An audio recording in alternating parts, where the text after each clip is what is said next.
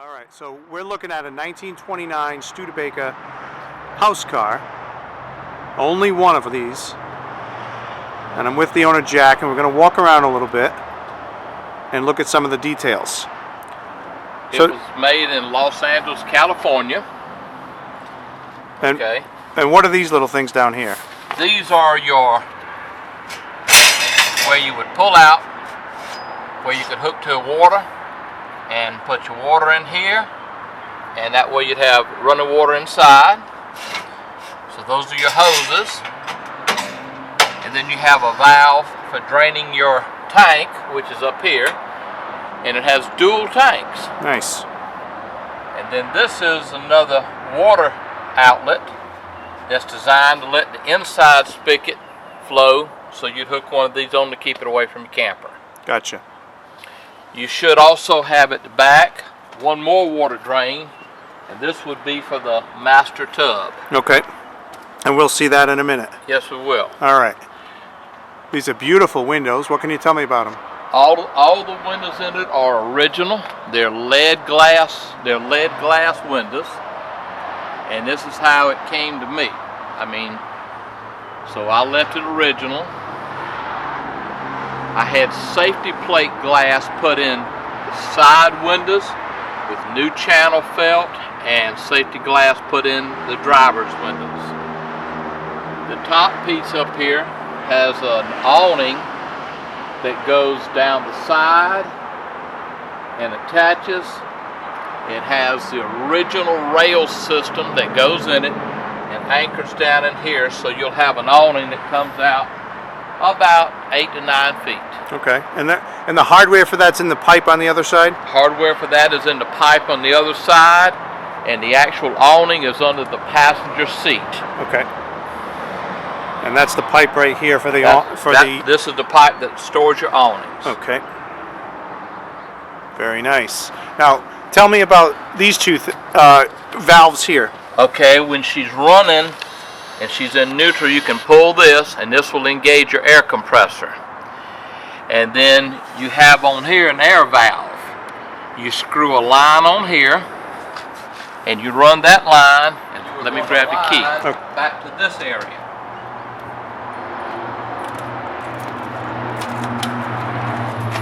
And back in here, this is where you would screw it on. And what you would do is you would close this valve here and open this one. And that would allow the engine to build up the air in here. Once you got your air up, you could open this valve like this. And it would keep pressure on the water in the tank. And it would pressurize the tanks. That way you would have running water on the inside. Right. Very nice. And like I said, all the keys and locks are original. Okay, so let's take a look on the inside. Okay, this would be your middle compartment. We left it all original.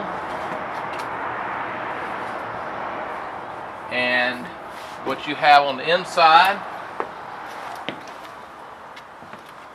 is an upper bunk and a lower bunk for sleeping. It has lights above for reading, above each bunk, and they work.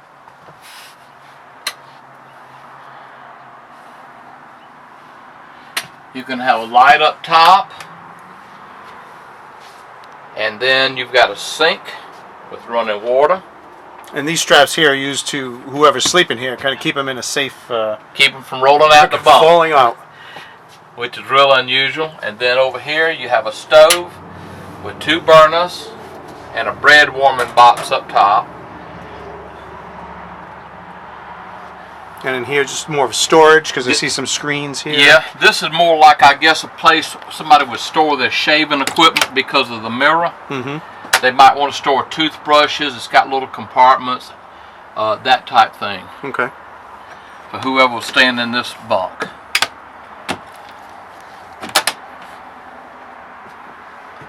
These are the original colors. We found the original color of the original curtains and had it duplicated. and then that light works, and you have one above you that works. So you'd have more lights. These would open out for ventilation in the summertime. And here is where you keep the table that you keep stored here. Yeah, this table, we just unfold it, use it over here. It makes a place that you can eat off of, gives you plenty of room. Down below you have, I call it like a kitchen gut sink, where you want to pour out your old coffee and whatever's left over, it's going to go out. So, and that's original. Next to it you have a battery compartment, and this is from the factory a 12-volt system. From the factory, everything on it's 12 volts. And originally it had two 6 volts in here? It originally had two 6s.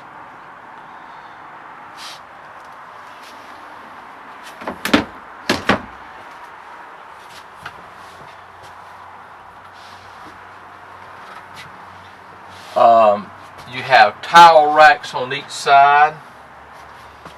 We even have the vintage towels that we put in here.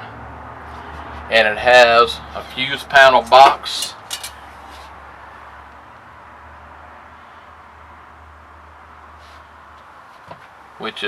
That's unusual. And if you'll notice, it's hard to see, but right here, looks like a 110 plug-in.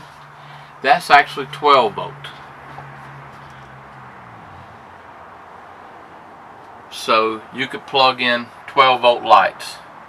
You also have one over here. Mm-hmm.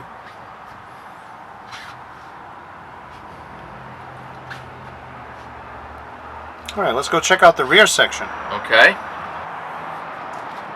The rear section is made of a lighter wood, and I think this is where the owner and his wife would have slept, due to it's a little bit more elaborate than the middle section.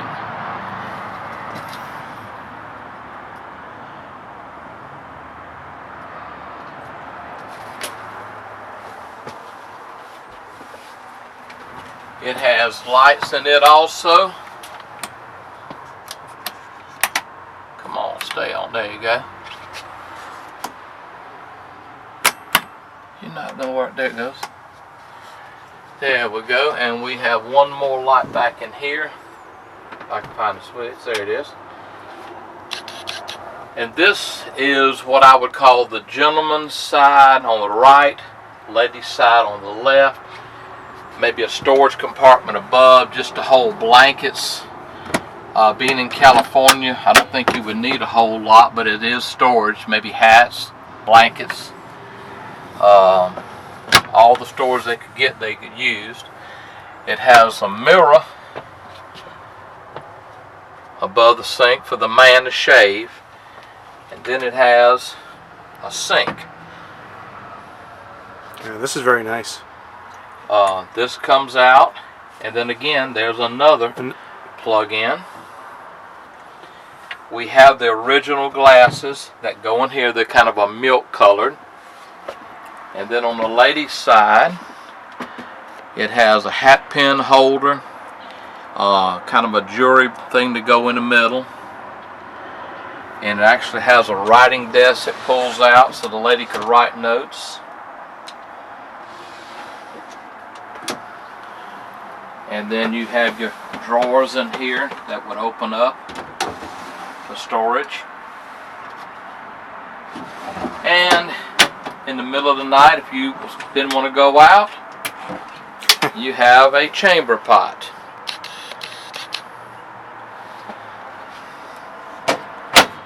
Very nice. But the most interesting feature to me is what I'm standing on. Okay. So let's see what that is and how that works.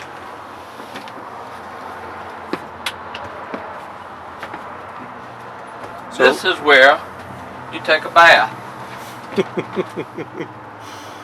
And it is a real unique feature. I mean, it actually says it was made by Standard, who's still in business today. It's original to it. So you could get wet, stand up, Fill up a pitcher, pour the water on, dry off, you had that. That's a great feature.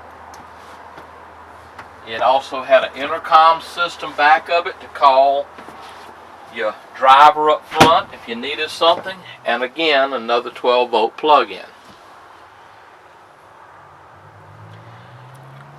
Nice venting. Yep, this is a vent that if you're sleeping in the top bunk and you want to get a little draft, you just kick this open, put this back to keep mosquitoes from bothering you, and you got a little vent. And this here also will fold out to the bunk, like the front. Yeah, this is like a Pullman. It would come up.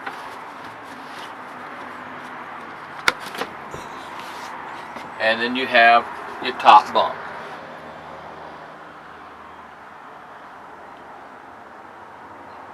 And when that's up, you have a see-through or a walk-through or... Correct. Now that I'm not sure was original.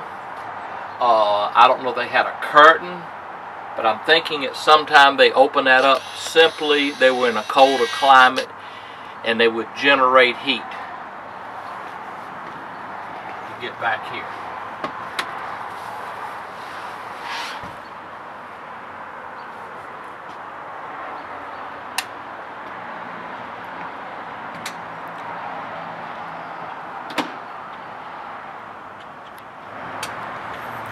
Okay, now all these lights work here, the original directionals and stoplight and license plate light, but you have, it looks like, some modern safety lights and this little beacon light. Tell me about that.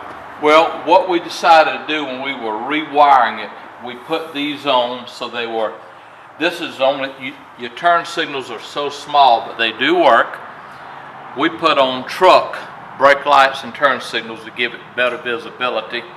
And this is just a flashing light like maybe a mailman would use. If I see a wreck coming up or I'm pulling a long hill and I'm dropping speed, which is not often, I'll flip a switch and it starts letting traffic know that I'm slowing down. Okay. And so all of this is removable. It has a plug-in under it, and then it's also wired back here that if you wanted to build a trailer hitch, you're already wired to go again to pull your trailer. Very nice. So if you go to show, you simply unbolt it, take it off, put it back on. We found a backup bell when we were restoring it, and that's where it came from. But that's not working at the moment. It's not working. There was no wire there. Okay. And all the wiring that works the lights is in conduit. All that is in conduit. Now tell me about the gas tank. You said you had it rebuilt or made. Yep, we took the original gas tank and we saved this neck only.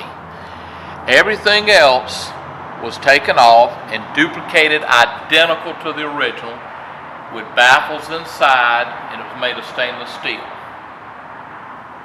Okay. So we had all that done, painted back black like we'd found it.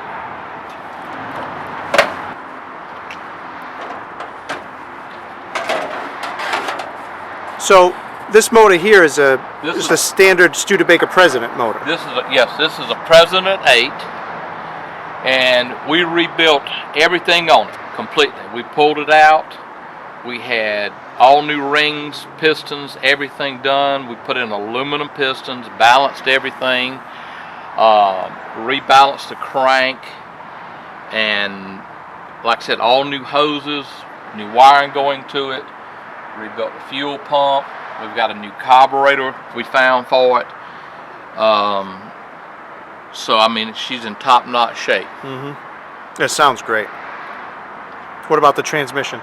Transmission, we dropped the transmission. We bought all new bearings from a gentleman up in North Carolina, Old Car Bearing.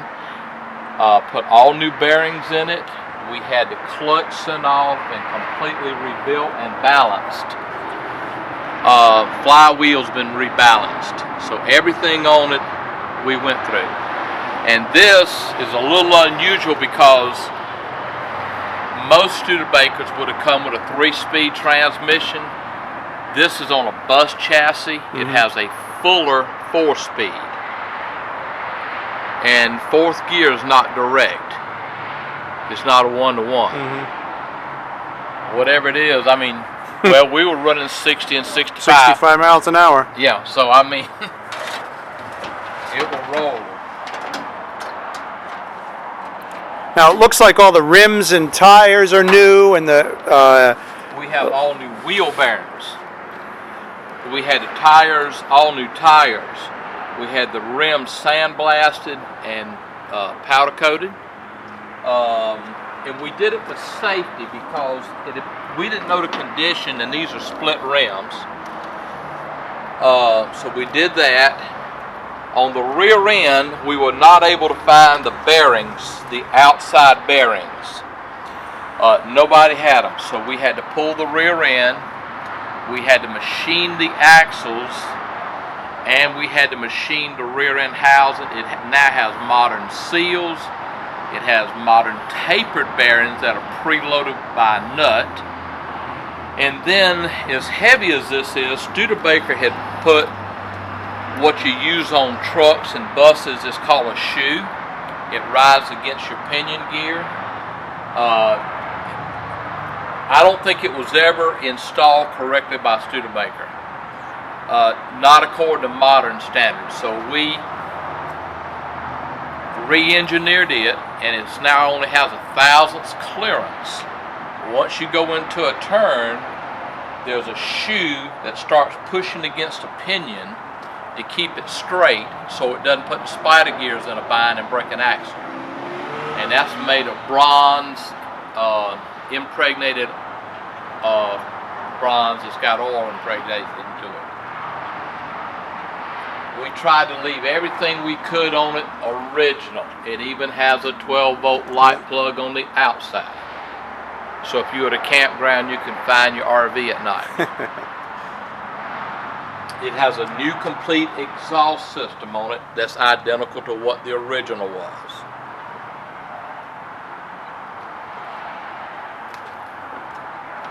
The gauges were taken out and sent off and rebuilt, but we did not alter the face. We left them old and original like we found them. Now the original gas gauge was a capillary type, but this was added in at some point. That was added in when the Bakers had it, evidently. The capillary gauge, it wasn't even in the tank. It didn't have anything in the tank. And the person who owned it before me was Elijah Remy Baker. And he owned it from somewhere around 1960 till about 2006 when I bought it.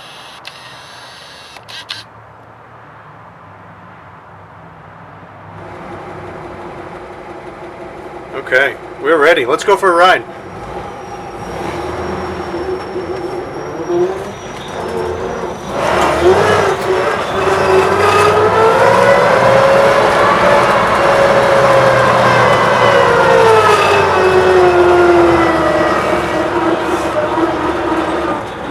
Here's going to be the problem. Fair warning. Just getting onto this road right here is a nightmare because of afternoon traffic. But I'm telling you, it is a nightmare to get on this road. Literally. With this big beast, and that's the only thing we can do is get onto it. We're getting ready to go.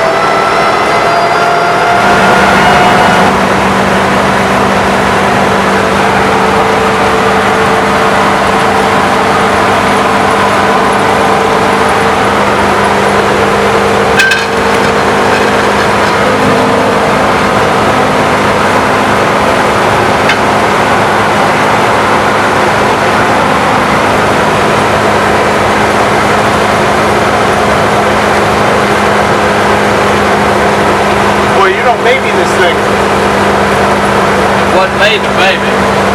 They drove it from San Bernardino, California to Syracuse, New York, so if it was made to baby, they wouldn't do it.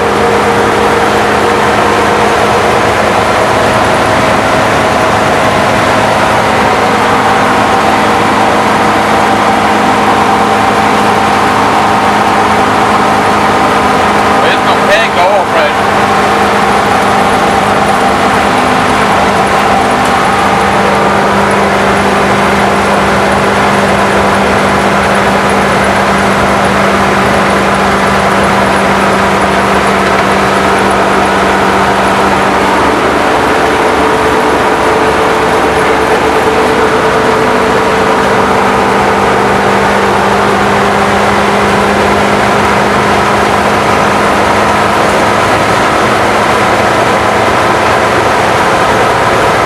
Calibrated the speedometer with a GPS? Yeah.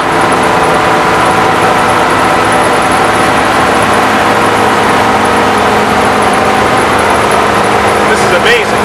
I told you to run 60, 65.